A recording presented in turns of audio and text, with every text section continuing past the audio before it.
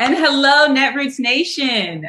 Welcome to the first night. Thank you for having us in this conversation. You gave me a chance to talk to my friend, not just about work, but we might have a little fun too. So should we go ahead and get into it, Stacey? Sounds like a plan. All right, awesome. Well, the people know you. They do know you. But I feel like you are now known for all things voter suppression, voter protection, mobilization, and a fair fight. But you also have done a lot more. And I wanted to just brag on you a little bit, if that's okay, before we get started. So, the awesome part about this conversation is that I've been reflecting a lot about this election cycle as we get into these last 70 or so days. And in 2015, when I started 3-Point Strategies, there was a warm summer day that I was driving back from working on a campaign, and I got a call from you. And you said, why the hell did I learn you started your own firm from somebody else? And I was like, what do you want, Stacey? What can I do for you? And together we worked on the Blue Institute, where you trained over 50 Black and Brown organizers to become campaign managers all throughout the South. You have led as your minority leader in Georgia, where you also continued to flip state house races in your tenure. You lead Fair Fight Action, as well as the Southern Economic Advancement Project. You gave the State of the Union response in 2019. We know that you are a romance novelist. You got Oprah to canvas. And you are one of the baddest, it's true, organizers, strategists, and leaders in this country. And so I just want to start warming us up into our conversation by asking, as you look back on the last 5 years, and we lead into this election day, what are the big thoughts? Like, what did you think that we would be here, where we are inside of this moment? What have you been reflecting on? Well, first of all, Jessica, thank you for doing this, and thank you to Netroots for having me back. When I did not become governor in 2018, part of my responsibility was to think about the work. What had I done before I ran? Why did I run? What was my responsibility to my community, to my state, to my people? What was my obligation to my moral core? And the work that I've done, it's been 30 years since I, set up my first voter registration table as a college student at Spelman, almost 30 years, a little bit. I believe in justice. I believe in opportunity. I believe poverty is immoral. But I also believe all of these things are solvable. And my obligation has always been to find a way to fix what I see. And the title is always secondary. The platform is secondary. The responsibility is knowing what you're trying to do. And so in 2015, I'm the Democratic leader, but I'm having conversations with you, with others, about why every person of color I know of in a campaign, with the handful of exceptions we can all name, why they were all field organizers. Why weren't they the campaign managers, the finance directors, the comms directors? Why weren't they running digital shops? And it was the age old, you can't get the job if you don't have experience, and you can't get experience if you don't have the job. And young women like Ashley Robinson and Jeannie Castillo, who worked for me as leader, I said, look, we can do something about this. And they took it on, and we brought you on board to help build it. And it was successful. We got a job for every single person who participated in our program within 40 days. Yes. And that kind of transformation for me is indicative of what's possible if we're willing to scale our vision. But where I am in this moment is that we have to remember that having the vision doesn't mean you get all of the things you see, and that the time it takes to get there may be longer than the time you allocated, and that the way you get there may not be on the road that you laid out for yourself. You may have to take detours, but if you remain fixed on your point and your end point, your pathway doesn't matter as much as your destination matters. And so where we stand in this moment, no one short of Nostradamus could have predicted we'd be in the middle of a global pandemic, an economic collapse, and a racial reckoning.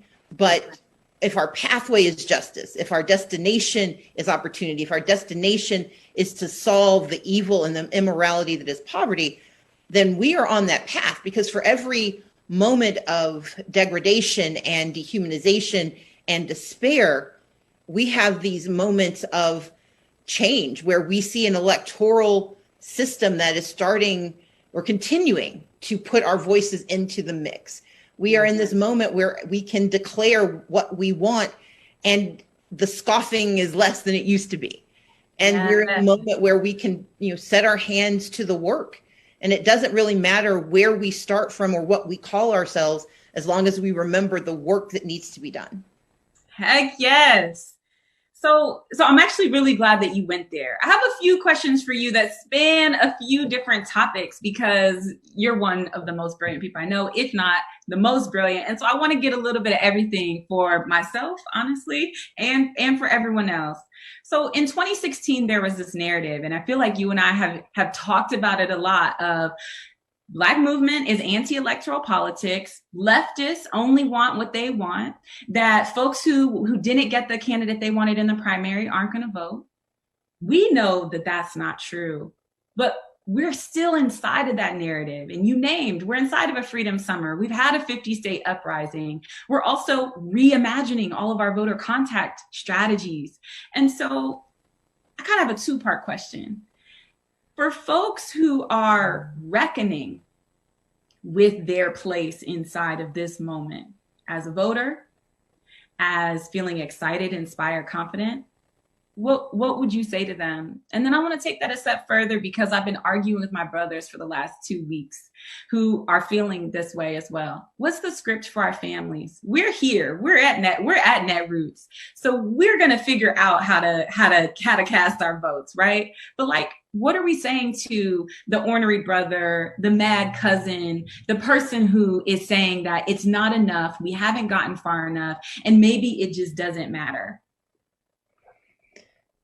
So I begin with the frame of how I live my life. My great grandparents were slaves in Mississippi. My great grandparents were sharecroppers. My great grandparents were domestic workers. My grandparents were cooks who worked for 40 years at a college that for half of their tenure, their children legally could not attend. My dad is the first man in his family to go to college. My mother was the first person in her family to finish high school. And I have 2 sisters with PhDs, a brother who's a social worker, a brother who is building his life anew.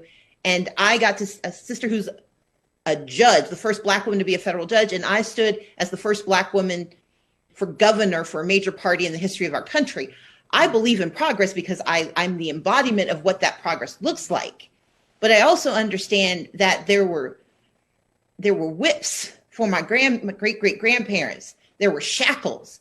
There were dogs and hoses. There have been these moments that have dehumanized and denied their agency and their humanity and their citizenship. And my obligation is not to bemoan what preceded me, but to ensure it does not repeat itself.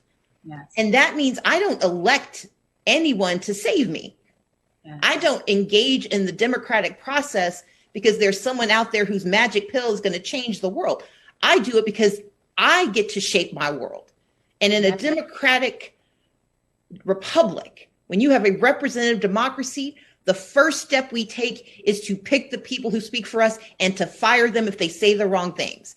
And so I vote because it is my right to say you're wrong, or it is my right to say you need to do better. But I also believe in protest, and I've been very frustrated in this moment with this bifurcation that we hear. And I get angry with those who say just vote to those who protest, and those who protest and say voting doesn't matter. You're both wrong. Because protest is how we demand what we need, and it's how we set the vision and make it public. It is how we express the urgency of our needs. Yeah. That is what protest does, and it is absolutely necessary. It is the catalyst to change. Absolutely. Voting is protesting at the box. That is how we make protest. Yes. Because if you decide that you want X, but you never do anything, I want to live inside a house, but if I'm not willing to pick up a nail and a hammer and a board and start to build it, then I don't get to complain when it's cold and raining on me. Yeah. Protest is saying, I deserve to live inside this house, but voting is how the house gets built. And it may be a ramshackle little hovel to start, but as we add on boards and add on rooms and build it out, we get to what may have begun as a weak mansion, but eventually it becomes big enough to hold us all. And my responsibility is to say to anyone, I can't, my protest at the ballot box isn't real without your protest in the streets, but your protest in the streets cannot be made real without my work at the ballot box and my work in policy. Yes. Yes. I needed this on my Thursday. Yes. And so, I mean, it's a continuum. It is. Both often act like one stops and the other begins. We're always in process of change. And I feel like you have been such an incredible touchstone for so many of us about what it means to truly set a boundary of what you expect from not only government, but from civic engagement. So a last question here, because I want to even go one layer deeper. You're a planner. And I know that about you personally, but for those of us who've read your book, we know your spreadsheet life, Stacey. We know that you get deep in the spreadsheets, you plan your future, and you take that seriously. So we just talked about like the importance of voting and talking to our families about it and making that plain. But there are those of us who are like, and we still need governance that goes way, way farther. What should we be planning right now? If you had to give advice to folks who are like, actually, this does not go far enough for me, I'm going to vote, that's fine. What would you say they should be doing, we should be doing right now? Filling out the census. So, and here's why.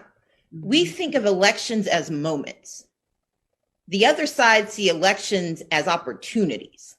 And they use it as the infrastructure for the power they want to keep. Yeah. We see it as interruptions in our complaint about our power or lack thereof.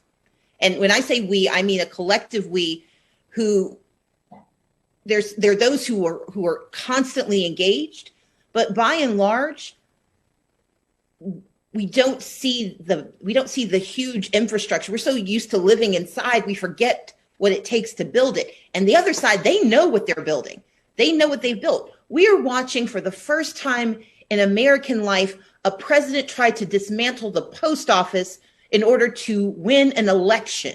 That's where I was going next. So this is great. Well, we never conceived of it. Our assumptions of how low they can go are not low enough. And we think we have excavated all of the diminution of who we are. We have yet to see it, because as we rise in power, we threaten their power. And this is not a community that believes in shared power. And if you don't believe in shared power, then your only answer is to aggregate it and hold it to yourself. And so our vision has to be not only for what we want, but we have to understand what they're willing to do to keep what they've got. And as we are yelling and screaming about the post office, I need people to remember that the 2020 census is going to govern our lives for a decade and set the pathway for a generation, because a 6-year-old who is not counted in the census will not receive a full education in his community because they didn't get the books and the materials they needed. He will not get a school lunch because they undercounted how many kids were poor in that community and needed to be fed. He will not have the roads and bridges that they need to get his parents back and forth to the good jobs they were trying to get. And so they get stuck in those jobs that they barely make ends meet on. They will not get the PPE they need because they don't have a hospital in the community, because the hospital got shut down because they undercounted how many folks lived in that neighborhood. The criminal justice reform dollars that we fought for never get to his community where the criminals and unfortunately where returning citizens are, because they didn't count who was in that community. And so every step of the way for the next 10 years of his life are going to be underfunded, under-resourced, and it's going to be erased. The census is how we tell the story of who we are. For anybody who pays attention to sports, imagine if the box scores were just made up. You just got to pick which numbers you put in there. That's what happens when we don't participate in the census, when we don't recognize that the instrumentality of our success or failure isn't just what they do, it's what we do. And we cannot overtake them if we abdicate our responsibility, or worse, when we leave the playing field to them. So I need everybody to fill out the census, Because if it wasn't that important, they wouldn't be working so hard to end it early, lie about who's in it, and do everything in their power to cement the numbers, because they know if they can do that, they control the House of Representatives for another 10 years. They control your state legislature for another 10 years. And they control that school board that denies that child an education and cements the school to prison pipeline for another generation because we didn't do our part. So if I want to imagine the future, I begin by filling out the census. Hell yes. The census is how we tell the story of who we are. So I've already filled out mine, but you just reminded me that I need to get inside my family group chat. And for everybody on here, get in that family group chat. You need to get all your friends from college, but like ask them if they filled out the census. It does not take long. And one of the bullet points from your incredible resumes, also, you could go to faircount.org and get information about the census. And I feel like y'all know Stacey's always playing chess and not checkers, right? So just get on the board of the 10, 20-year plan of building this space that we need so much. So you name this, and I really want to come back to it because I have this question too. The USPS, this postal service thing, it's kind of confusing. And what's confusing about it is that it's hard to know what the real risk is, right? Like many of us are experiencing it in real time. Our like checks are late, mail that we're sending our grandmothers, folks' medicine is late. So we can tell that something is off. But can you tease it out a little bit? What is the beef with the Postal Service? We thought that this was the thing that like we offer in this country. What's going on? How has it been politicized? So let's begin with where the Postal Service began. Okay. It started with Ben Franklin. So the Postal Service has been around in some form for as long as we have had a country, because we have always understood that the way you knit together a nation is communication. Mm-hmm. And that has been a through line that during Civil War, World War, the Spanish flu, during the Great Recession, the Great Depression, we have never had to sacrifice access to our connectivity because the Postal Service delivers it. But Donald Trump told us 4 years ago what he intended to do. He wants to privatize it. And whenever you hear someone say privatize a public good, what they mean is take it away from those who need it the most. Yeah. When you privatize a public good, that is what you're doing. And you can apply that to any public good you want to think of. Mm-hmm. It is about denying access to those who can't afford it, because privatization is driven by a profit motive. I am a capitalist. I claim that proudly. But I also understand that there are things government should be doing and things the private sector should be doing. And sometimes never the twain shall meet. And the Postal Service has a very specific function. It is not a profit-making enterprise. It has never been. It should never be. And so starting about a decade ago, the Republican Party started defunding maybe even 15 years ago, by requiring that they pre-fund their pensions. This sounds like, I'm a tax attorney. It sounds deeply boring to most humans. But basically, what they said is, we need you to not pay for what you need to do now. We need you to guess what you need later. And unlike every other federal pension program that we have, you've got to pay for it before you need it. We don't do that for anybody else, or don't require it. So that weakened the economics of the Postal Service. And one of the tricks within the Republican Party is you break it and then you start complaining about why it's broken. So they broke it and then they started complaining about why it wasn't working the way it should. Well, because you broke it. You set it on fire. And now you're upset because it's burning. Well, then you add the pyromaniac of Donald Trump. And what he did was say, well, it's not burning fast enough, so I'm going to put the arsonist in charge. And that's Louis DeJoy.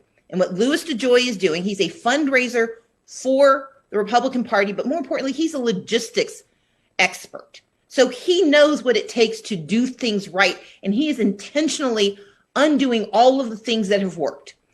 Here's how it applies to mail and to ballots. When you get a mail-in ballot, some states send you a ballot.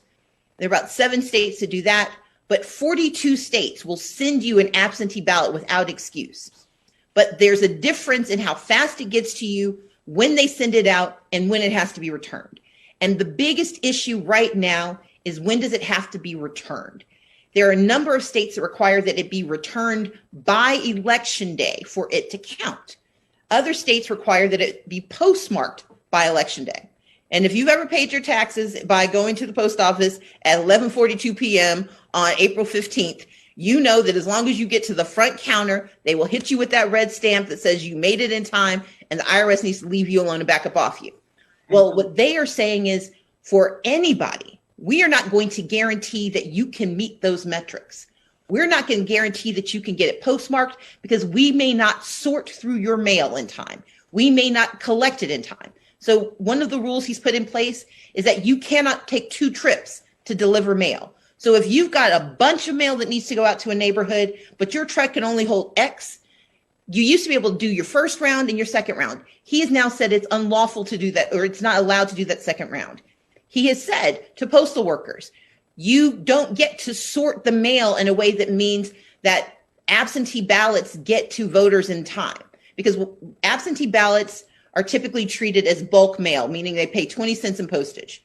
He's saying, and because you pay bulk mail rates, what that means is that it gets treated like you pay for it like junk mail, but it gets treated like first class mail. And so the post office for years has treated election mail as first class mail, but let them pay junk mail rates because, democracy requires it.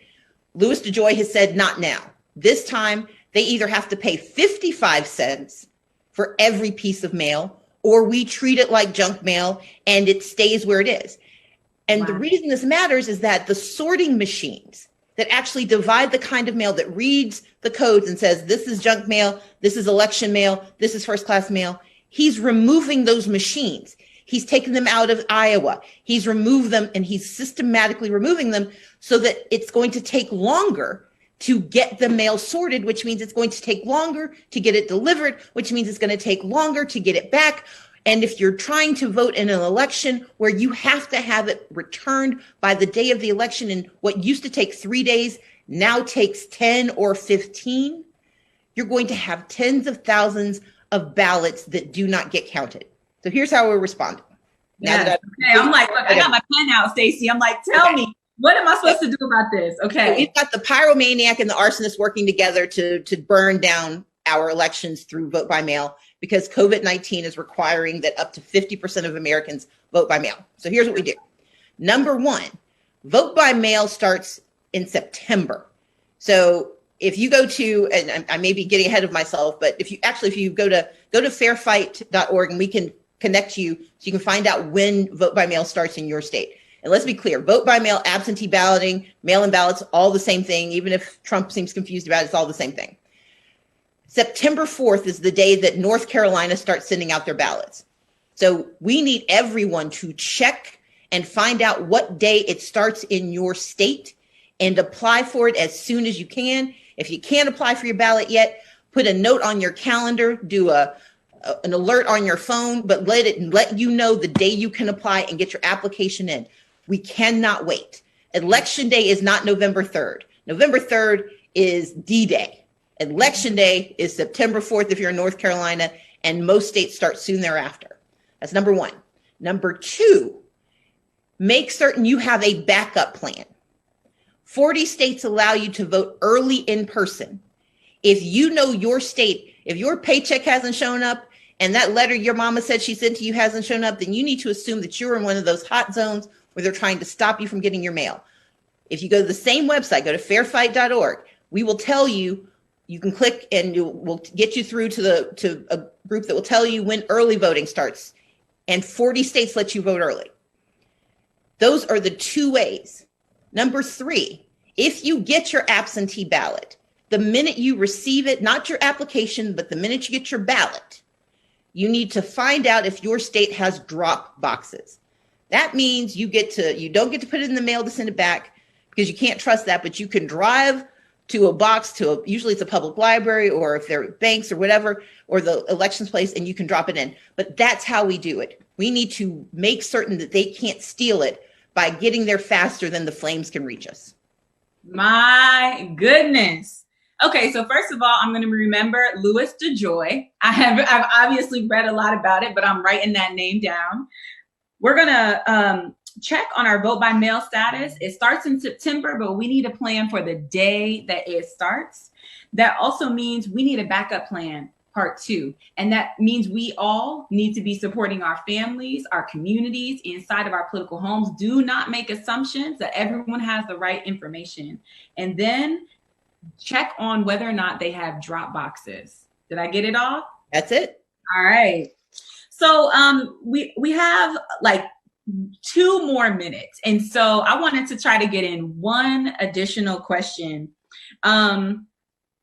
You built a badass team. And actually, this is one of your genius points that a lot of folks get to experience when they work with you, but many people don't know. One of your secrets is that you know how to build a squad, raise up people of color leaders, hire us, uplift us, etc. For all the weary staffers out there, for the folks who are inside of the 15, 17, 18-hour days, who are looking for the North Star, where is that part for you as a leader when you knew your org, your team, the squad you assembled was going to win? And how do you push through those intense moments when it feels like everything is hard and everybody's yelling at you and you don't have enough answers or enough resources, but you feel connected? Tell us about that teamness that you always get right. Well, before I do that, I'm going to tell you, I need to correct myself. It's fairfight.com, not fairfight.org. So I don't want anybody to go to the wrong place. Fairfight.com. Fairfight.com. So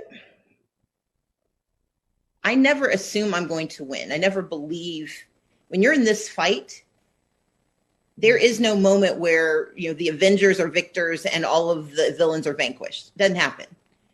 It's a question of who wins that battle, but you got to remember that we are constantly in a war. Mm-hmm. And when you think about it as a war versus a battle, then it's not about will you win everything, it's can you advance? Can you survive? Can you get to the next moment?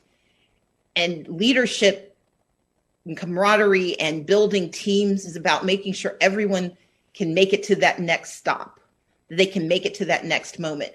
Because if you lie and say that there's this end date for what we do, then people exhaust themselves trying to get there.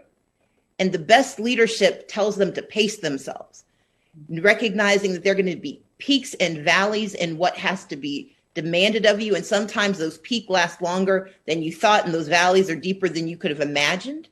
Yes. But the leadership and the friendship is about being present in both places and doing your best to level them out so that that when you take on yourself, you are helping take on the energies that are too high at the peaks and too low at the valleys. And it's creating teams where people are willing to step in when they see the peaks are getting too high, and they're willing to climb up there and bring the oxygen. And the folks who remind folks we need to level out because we're getting away from ourselves.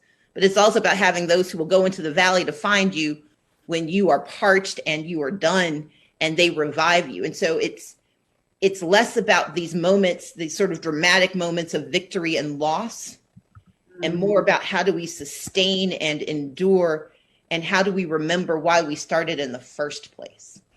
And what I try to do is model my belief that that is what we're doing by having plans, by laying out, here's the long-term opportunity, here are the things we're going to face along the way, and there are 15 things I cannot think of that they are going to do that make no sense at all. Yeah. But we got to be ready for those too. Lauren, who we both love, calls it Scenario Z. I start my planning at Scenario Z. Scenario A is like, that's like, yay. Scenario F, you can make it what you need it to be. When you get into Scenario N, you're kind of like, what? But I start with Scenario Z because when you plan to serve your people in Scenario Z, then you build infrastructure, you build kindness, you build respite, but you also build forgiveness. And those are the pieces that help you get through Scenario Z, which is where we spend too much of our time in these battles. Thank you for that. Wow. Thank you for that.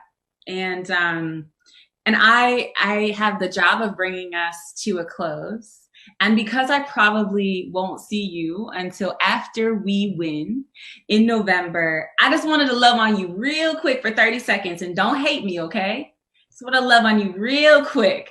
So I'm giving you very strong side eye right now. I know, but not come through Zoom effectively, but this is my version. So, so I got to be in that scenario with you as the Abrams for Governor Chief of Staff in 2018. And in those trenches where you brought protests to the polls, okay, after, Adrienne Maree Brown, one of the Movement for Black Lives facilitators, wrote you a little love letter. And I'm just going to give you a quick snippet of it because I want to add the 2020 version. Adrienne Maree Brown, author of Emergent Strategy, for those of you who follow, said this: "Dear Stacey, don't give in.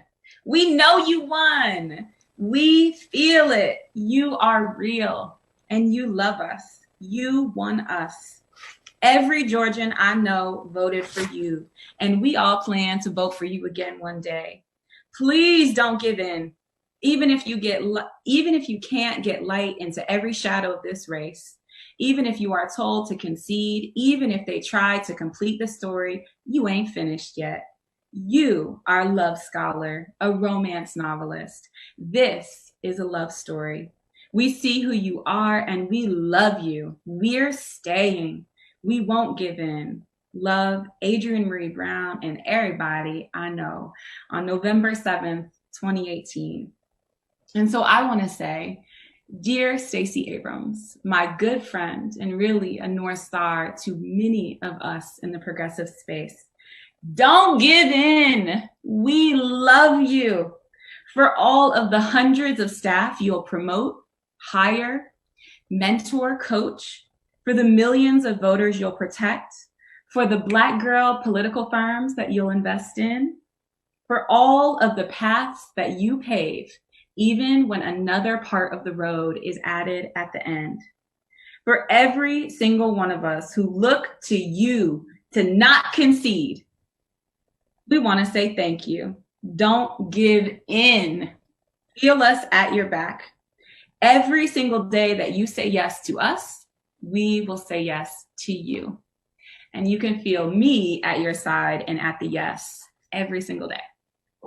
So with that, I just wanted to say we love you. We know the battle that you are inside for us. We know that you're navigating for so many of us. You're all things voter protection, but you are so, so much more. And we thank you for that. Thank you. Thank you, Jessica. Thank you, Netroots. Thank you all. And just let's get it done. Let's get it done.